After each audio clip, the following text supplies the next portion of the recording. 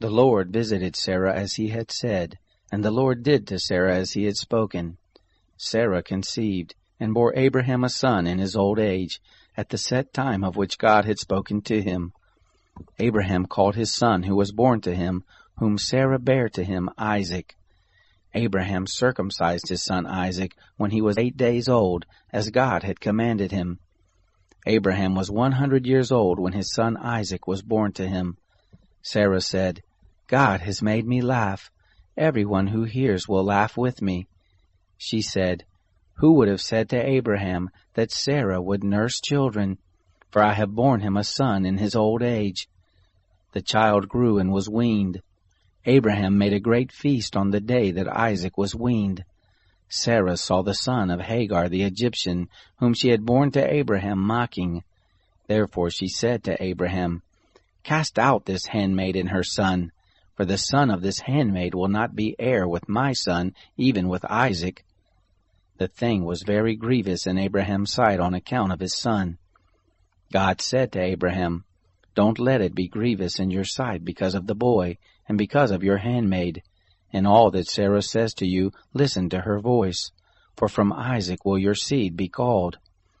Also of the son of the handmaid will I make a nation, because he is your seed.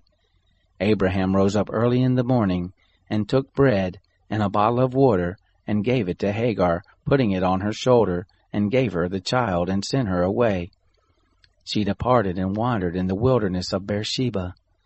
The water in the bottle was spent, and she cast the child under one of the shrubs. She went and sat down opposite him a good way off, about a bow shot away. For she said, Don't let me see the death of the child.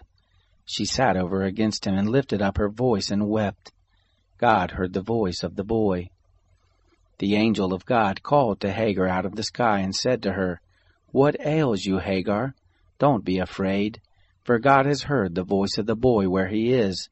Get up, lift up the boy, and hold him in your hand, for I will make him a great nation. God opened her eyes, and she saw a well of water. She went, filled the bottle with water, and gave the boy drink. God was with the boy, and he grew. He lived in the wilderness, and became, as he grew up, an archer. He lived in the wilderness of Paran. His mother took a wife for him out of the land of Egypt. It happened at that time that Abimelech and Phicol, the captain of his host, spoke to Abraham, saying, God is with you in all that you do. Now therefore swear to me here by God that you will not deal falsely with me, nor with my son, nor with my son's son. But according to the kindness that I have done to you, you shall do to me, and to the land in which you have lived as a foreigner. Abraham said, I will swear. Abraham complained to Abimelech because of a water well which Abimelech's servants had violently taken away. Abimelech said, I don't know who has done this thing, neither did you tell me, neither did I hear of it until today. Abraham took sheep and oxen and gave them to Abimelech. Those two made a covenant. Abraham set 7 ewe lambs of the flock by themselves. Abimelech said to Abraham, What do these 7 ewe lambs which you have set by themselves mean?